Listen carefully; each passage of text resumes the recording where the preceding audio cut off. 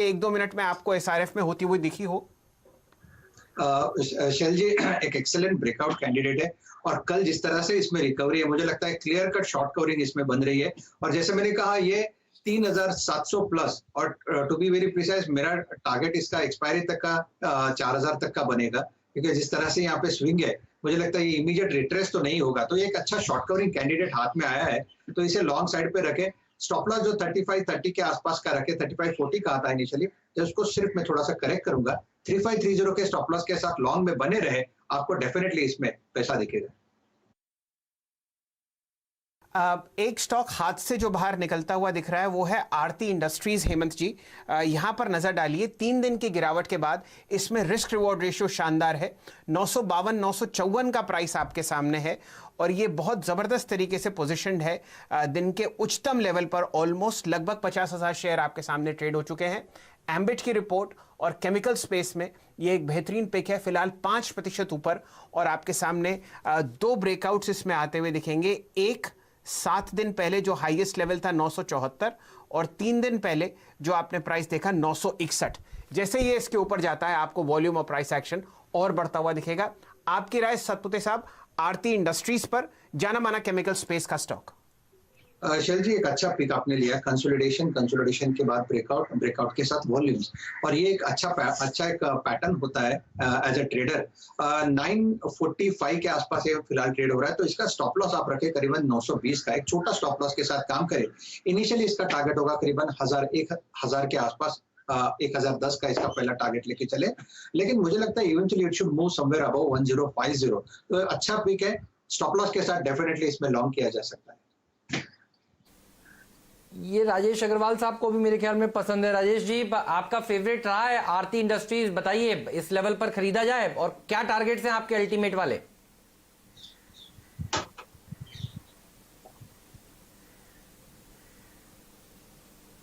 राजेश अग्रवाल साहब से इस समय संपर्क नहीं हो पा रहा है, लेकिन क्या गजब की रैली देखने को मिल रही है आज इस स्टॉक में। देखिए सारे के सारे केमिकल स्टॉक्स अच्छा प्रदर्शन दिखा रहे हैं। यूपीएल एक और ऐसा स्टॉक है जो देखिए भाग रहा है, इसका जिक्र भी हम कर रहे थे। एफएनओ वाले स्टॉक्स हैं, देखिए यहां पर बाइंग और सेलिंग बहुत आराम से होती है और देखिए क्या गजब की रैली देखने को मिल रही है। पहले हमने एसआरएफ पकड़ा, आरती पकड़ा, यूपीएल, इसके बारे में भी बताइए राजेश जी, राजेश सतपुते जी, कैसा लगता है ये स्टॉक आपको?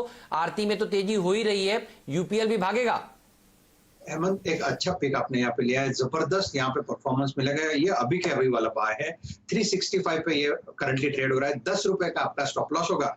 आज का टारगेट इसका 400 से लेके 410 तक का है, तो रिस्क टू रिवॉर्ड एक्सेलेंट है, 1:4 के आसपास बैठता है, तो it's a clear cut by for me. Stop loss के साथ यहाँ पे लॉन्ग करें।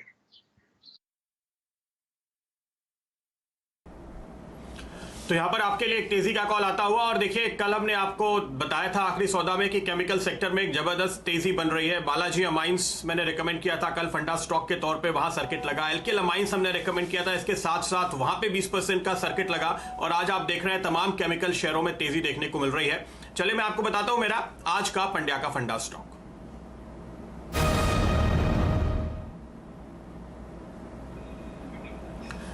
देखिए इस तेजी में अच्छी बात यह है कि आप अक्रॉस सेक्टर्स में तेजी होते हुए देख रहे हैं, और जो स्टॉक मैंने चुना है वो एक पीएसयू स्टॉक है, ड्रेजिंग कॉर्पोरेशन, जहां पर तेजी का कॉल इस वक्त बन रहा है। और इस वक्त मेरा जो टारगेट है शुरुआती तौर पे वो 250 रुपए का है, लेकिन मैं आपको सिर्फ याद दिलाऊं 444 रुपए ये उसका 52 वीक हाई है, तो आप इसको आगे री रेटिंग होते हुए देखेंगे और हम नए टारगेट के साथ इसको अपडेट करेंगे।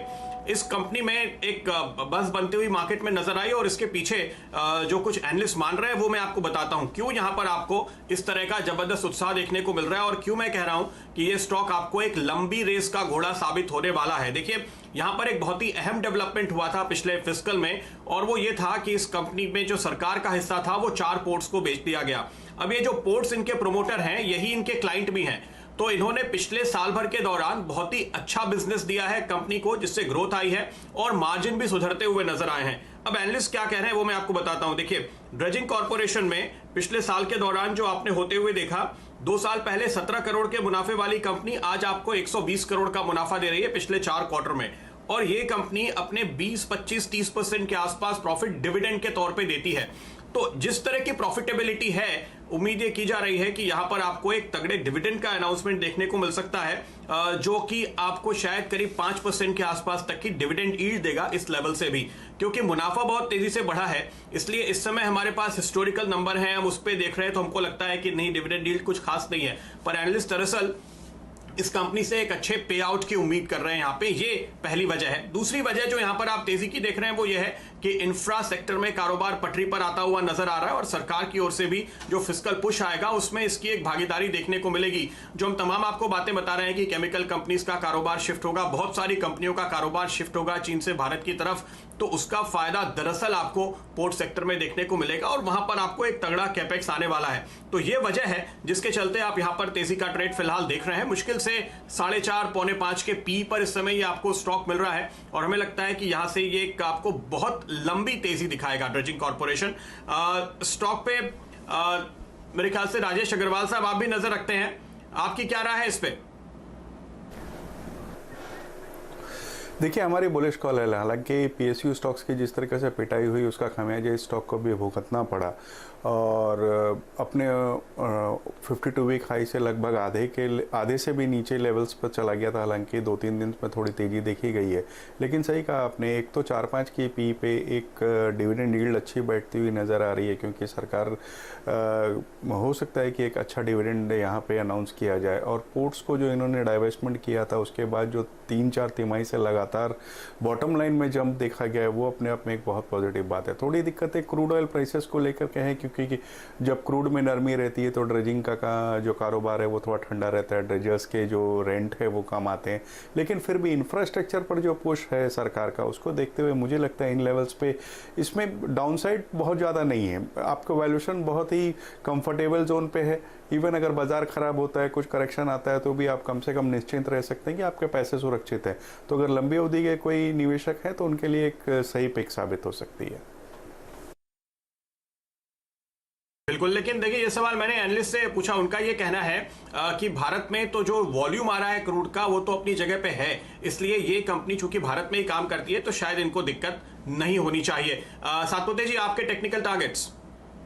प्रदीप जी, इनफैक्ट आज इसमें एक टेक्निकल ब्रेकआउट मिला है 50 डीएम का, जो एक रेजिस्टेंस था 220 का, इसके ऊपर ये ट्रेड हो रहा है। तो इसका जो नेक्स्ट टारगेट अनफोल्ड हो रहा है 220 के ऊपर, वो करीबन 260 एज अ ट्रेडर और उसके बाद 285